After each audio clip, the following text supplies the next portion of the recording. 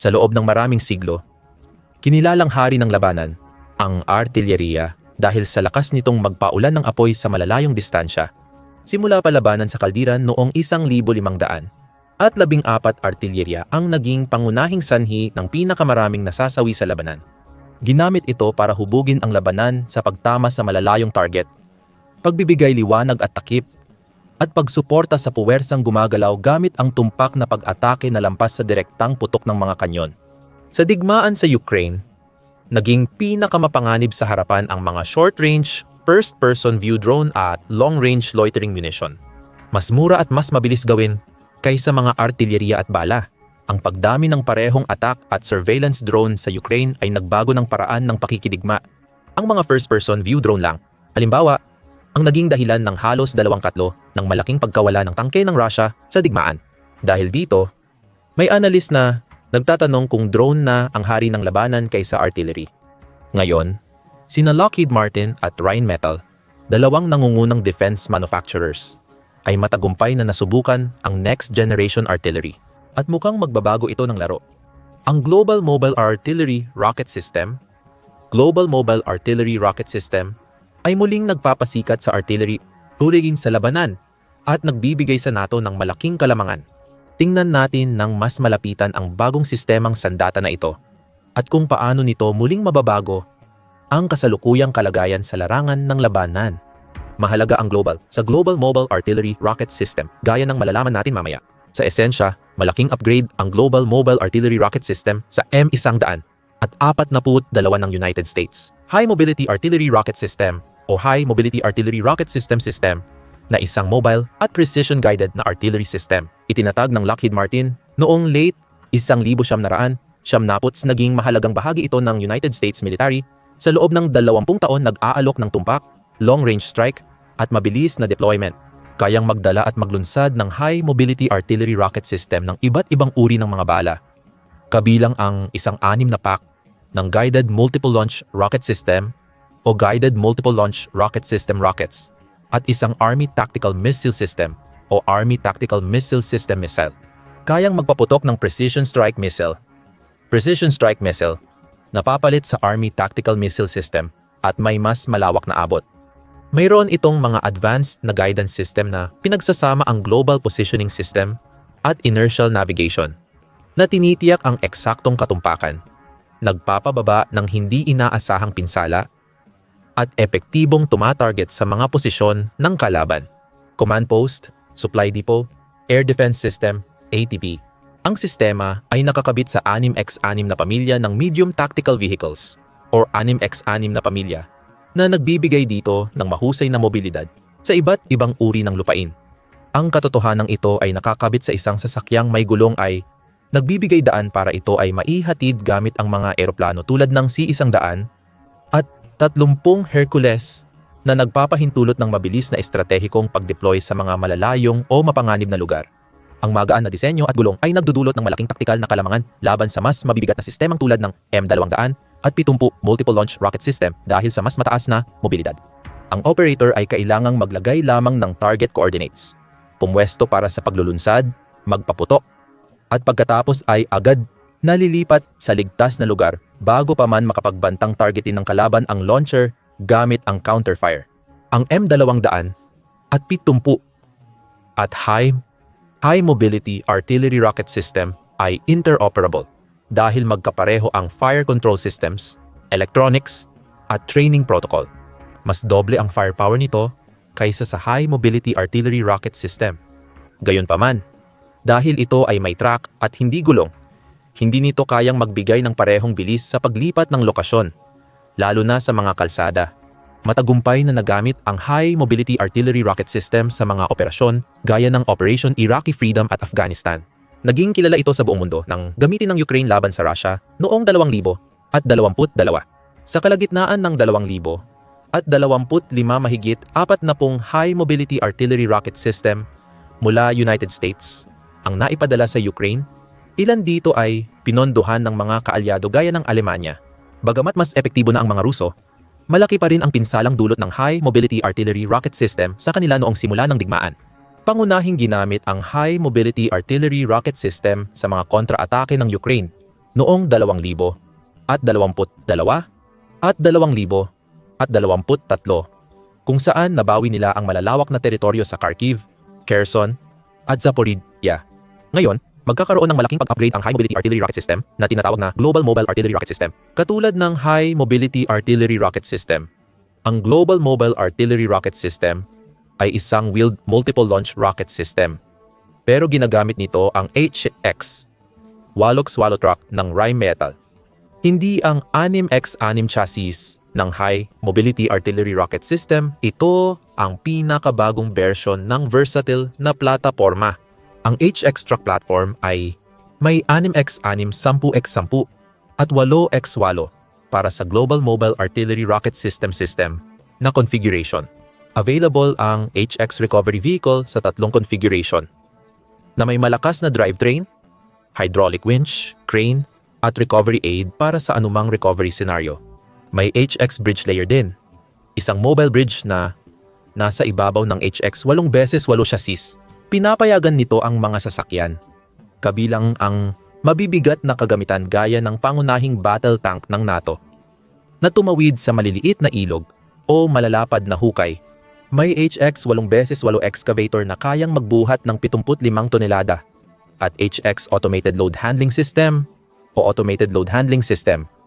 Pinapadali ng sasakyang ito ang paglo-load at pag-unload ng container, flat truck, at module mula sa military logistics vehicle gamit ang komputerisadong proseso na kailangan lang ng isang miyembrong crew. Hindi lang pang logistics at inhenyeriya ang gamit ng truck na ito.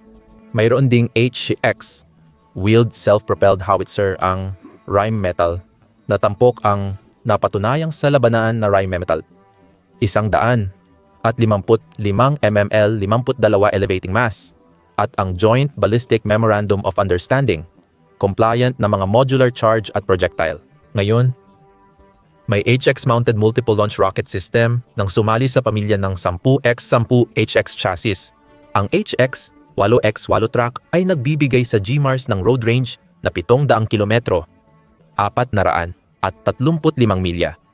May mataas na ground clearance at adjustable central tire inflation system para sa iba't ibang lupain. Iyan ang nagbibigay kay Global Mobile Artillery Rocket System ng mas malaking flexibility para sa mahahabang road march at resupply missions kumpara sa family of medium tactical vehicles. 6x6 track para sa High Mobility Artillery Rocket System at tracked Bradley chassis para sa M200 at 70. May road range na halos 300 milya ang High Mobility Artillery Rocket System at M200 at 70. Kayang maglunsad ng Global Mobile Artillery Rocket System ng long-range na bala tulad ng High Mobility Artillery Rocket System at M200 at 70 at mas mabilis ito kaysa sa karamihan ng katunggali. Umaabot ng 100 at 24 na milya ang Tornado Multiple Launch Rocket System ng Rusya. Halos ganoon din ang FAJA, LIMAS ng Iran. At 200 at 24 na milya naman ang PHL, 16 ng China. Malayo pa rin ito sa pinakamalawak na abot ng Global Mobile Artillery Rocket System gamit ang United States na bala. Ang Global Mobile Artillery Rocket System ay malaking hakbang pataas kumpara sa High Mobility Artillery Rocket System. Pagdating sa firepower, eksaktong doble kung tutuusin. Di tulad ng High Mobility Artillery Rocket System na may isang launch pod, ang Global Mobile Artillery Rocket System ay may 2 at pwedeng lagyan ng iba't ibang armas gaya ng M200 at P-70. Kaya nitong magpaputok ng 12 guided multiple launch rocket system rockets na abot 43 milya. 2 ATACMS na abot 186 na milya o 4 na precision strike missile na lampas. 310 milya. Ang ganong kalakas na firepower at abot ay nagbibigay sa Global Mobile Artillery Rocket System ng sobra-sobrang uri ng tumpak at napakakilos na long-range fire. Napatunayan na itong mahalaga sa mga labanan ngayon na maraming drone. Ang kakayahang gumalaw at tamaan ang target sa 53 milya at agad makaalis bago makaganti ang kalaban ay malaking dagdag lakas sa puwersa. Malamang isasama rin sa mga launcher pod ang iba pang sandata tulad ng drone, cruise missile, at direktang enerhiya na sandata. Sa maikli hanggang katamtamang panahon, magbibigay ito ng mas marami pang lakas at kakayahang umangkop. Ang HX-mounted GMARS ay aabot sa 62 milya bawat oras at gagawin sa Europa. Isa itong pag-upgrade sa High Mobility Artillery Rocket System sa halos lahat ng aspeto. Dahil sa dagdag na laki at bigat, hindi ito kayang dalhin ng C-100 at 30 gaya ng High Mobility Artillery Rocket System sa kasalukuyang ayos. Dahil sa mabilis na pag-unlad ng pandaigdigang industriya ng armas ngayon, hindi na nakagugulat kung lumabas ang mas compact na Global Mobile Artillery Rocket System para sa mabilis na deployment gamit ang C-100 at 30 sa malapit na hinaharap.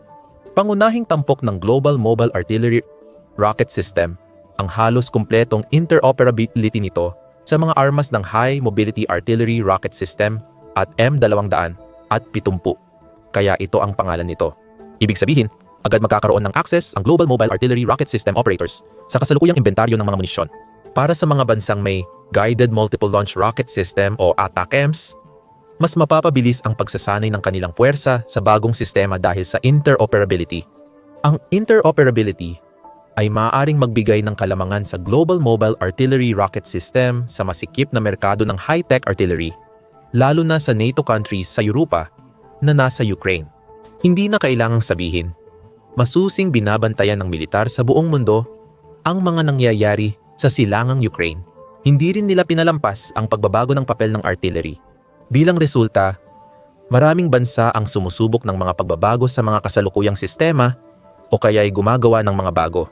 Sa sa huli, ang pinakamahusay sa mga iyon ang makakalaban ng Global Mobile Artillery Rocket System, High Mobility Artillery Rocket System at M200 at 70 para sa malaking bahagi ng pandaigdigang merkado ng artillery system. Ang pandaigdigang merkado ng artillery system ay nagkakahalaga ng 10 to 12 bilyong dolyar. Pinapakita nito ang kasiglahan ng merkado ngayon. Inaasahang lalaki pa ang bilang na yan ng 7% taon-taon at aabot sa humigit kumulang 22 bilyon pagsapit ng 2,000 at 33 halos doble ng kasalukuyang laki. Tinatapos na ng Lockheed Martin ang launcher na dinisenyo para madagdagan ng 4 na beses ang bala ng High Mobility Artillery Rocket System. Ipinakita ng kumpanya ang launcher sa United States Marine Corps, 10x10 MKR. 18 Logistics Vehicle System Replacement Truck sa ika-4 na Human Machine Integration Summit Nobyembre 2024.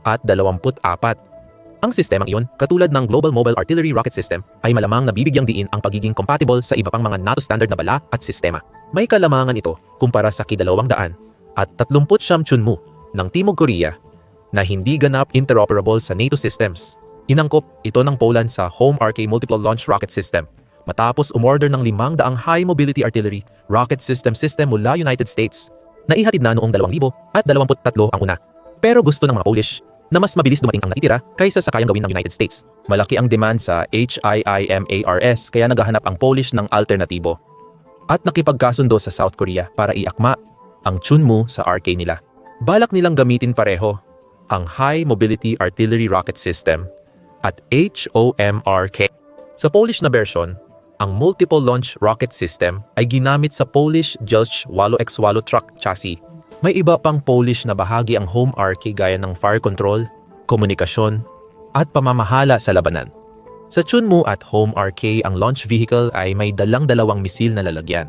Sa Polish na version, may CTM, 200 at 70 na misil na abot 100 at 80 milya o 6,200 at 30 MCGR-0. 8 zero-guided rockets na abot 50 milya. Ang CTM, 200 at 70 ay gawa sa Timog Korea at halos kapareho ng ATACMS.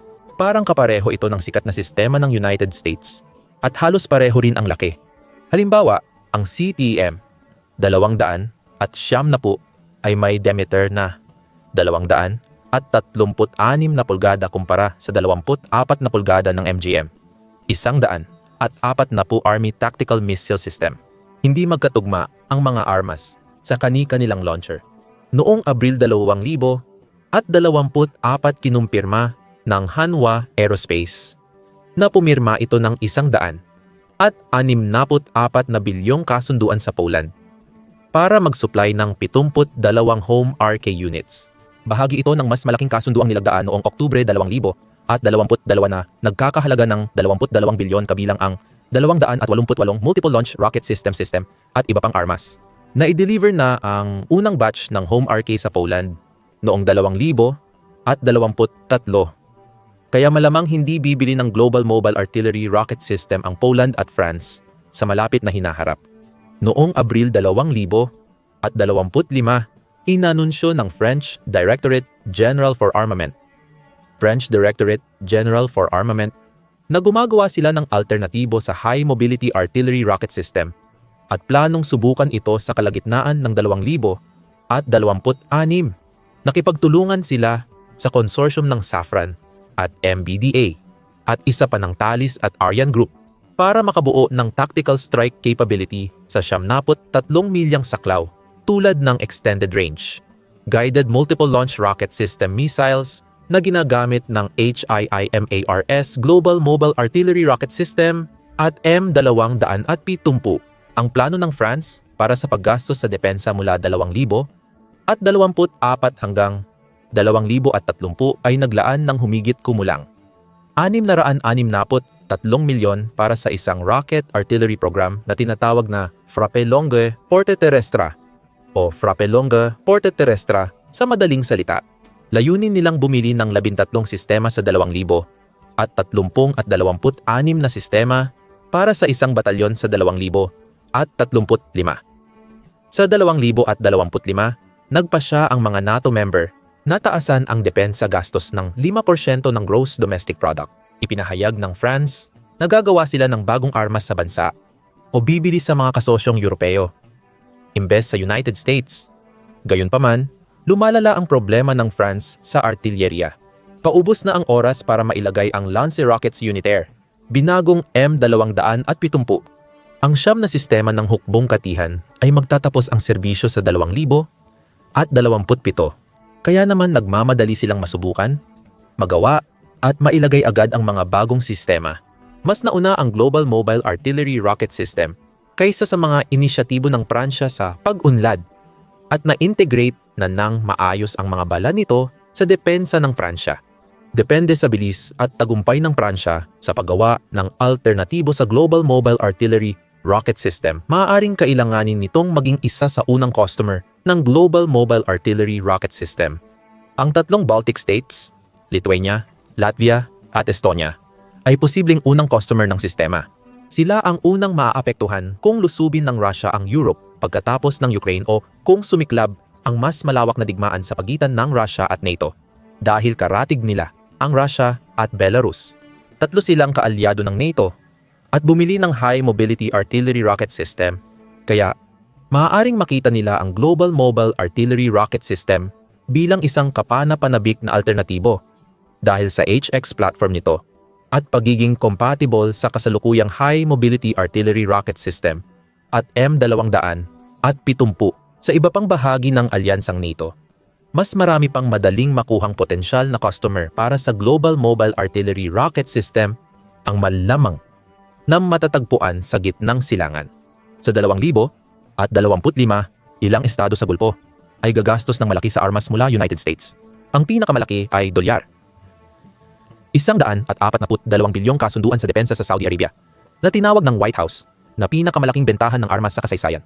Saklaw ng kasunduang ito ang makabagong teknolohiya ng militar sa 5 larangan, kabilang ang Air Force at kalawakan, depensa laban sa himpapawid at misil, seguridad sa dagat at baybayin, modernisasyon ng mga puwersa sa hangganan at lupa, at pag-upgrade ng mga sistema ng impormasyon at komunikasyon. Kasama sa package ang kontrata sa mahigit 12 kumpanya ng depensa sa Amerika tulad ng Lockheed Martin, Boeing, Raytheon, Northrop Grumman at General Atomics, pati pagsasanay at suporta sa lohistika para sa operasyon. Bukod pa rito, ginagamit na ng Saudi Arabia ang M270 simula pa noong huling bahagi ng dekada 1980. Kaya hindi na nakapagtataka kung natuwa ang mga bansang mayaman sa langis sa ideya ng pag-upgrade sa Global Mobile Artillery Rocket System na gumagamit din ng bala ng M270. Mayroon ding M142 High Mobility Artillery Rocket System ang United Arab Emirates sa kanilang arsenal, habang nakuha ng Bahrain ang M270 noong unang bahagi ng dekada 1990 at nag-order ng upgrade para sa Sham nito noong 2022. Noong 2000 bumili ang Bahrain ng 30 M30 Sham ATACMS at 100 at 10 M57 ATACMS noong 2018. Kamakailan lang, noong Agosto 2025, humiling ang Bahrain ng hindi bababa sa 4 na High Mobility Artillery Rocket System, kasama ang mga kaugnay na kagamitan sa isang kasunduang nagkakahalaga ng 500 milyon. Malaki ang posibilidad na parehong magiging interesado ang dalawang bansa sa Global Mobile Artillery Rocket System kung ito ay magiging available sa kanila. Sa ngayon, wala pang customer para sa Global Mobile Artillery Rocket System kahit aktibong inaalok ang sistema. Taliwas sa inaasahan, malamang hindi magiging customer ng Global Mobile Artillery Rocket System ang United States. Maraming High Mobility Artillery Rocket System M200 at 70 at katulad na sistema ang United States Military at kasalukuyang minomodernisa ang mga ito at iba pang sistema. Mukhang ang pangunahing merkado ng sistemang ito ay para sa mga kaalyado ng United States sa Europa. Maraming palatandaan. Una, nangako ang mga kasaping Europeo ng NATO na tataas ang gastusin nila sa depensa sa susunod na dekada. Pangalawa, ang sistema ay gawa sa Europa, kasama ang isang kumpanyang Europeo. Pangatlo, direktang hinaharap ng Europa ang banta ng intermediate missiles ng Rusya, hindi ng United States. Pang-apat, mataas ang demand sa High Mobility Artillery Rocket System sa Europa at mahaba ang waiting list. Ang pagkuha ng Global Mobile Artillery Rocket System bilang kapalit ay maaaring maging isang mahusay na paraan para makalaktaw sa pila kung tutuusin. Kung iisipin ang mga salik na ito, nakakagulat kung hindi agad mapapadala at magagamit ang Global Mobile Artillery Rocket System sa Europa. Kahit hindi gamitin ng United States ang Global Mobile Artillery Rocket System, tiyak na magsasanay at magde-deploy pa rin ang kanilang puwersa kasama ang mga kaalyado. Ipinapakita ng Global Mobile Artillery Rocket System ang pagbabago ng artilyeriya sa makabagong digmaan. Hindi natanggal ang artilyeriya dahil sa mga drone. Sa halip, nagbigay pa ito ng bagong focus at layunin sa kanila. Ang murang mga quadcopter at mas malalaki, mas matagal na surveillance drone ay nakakakita ng mga target na mas malalim sa likod ng linya ng kalaban kaysa dati. Ngunit ang pagtama sa mga target na iyon ay maaaring maging hamon, lalo na kung walang long-range precision artillery. Ang fiber optic first-person view drones ay umaabot ng mga 30 milya, habang mas maikli ang range ng karamihan sa first-person view drones. Ang mga drone tulad ng karaniwang Giran-2 ng Rusya, na version nila ng lalong nagiging karaniwang Iranian Shahid, ay mabagal at medyo madaling pabagsakin. At dahil sa lumalakas na kakayahan ng mga air defense system, nagiging mas mapanganib ang mga air strike. Kaya mas lalo itong isinasagawa mula sa mas malalayong distansya. Mas matagal bago makarating ang missile at glide bomb sa target, kaya mas madali itong pabagsakin o mailikas ang target. Ang rocket launcher gaya ng Global Mobile Artillery Rocket System, basta may koordinado, kayang umatake sa ilang minuto kahit 2 dosenang milya ang layo, at pagkatapos ay makalipat bago pa matarget ng kalaban para sa counter-strike. Ang mabilis na pagtukoy ng lokasyon, mabilis na pagputok, at agarang paglipat ay nasa sentro na ngayon ng makabagong artilyeriya. At dinodoble ng GMARS ang lakas ng putok na magagamit. Patuloy naming ibabalita sa inyo ang mga balita tungkol sa testing, deployment, at pagbebenta ng Global Mobile Artillery Rocket System, kaya siguraduhing mag-subscribe kayo sa channel para hindi kayo mahuli. Maraming salamat, gaya ng dati, sa panonood.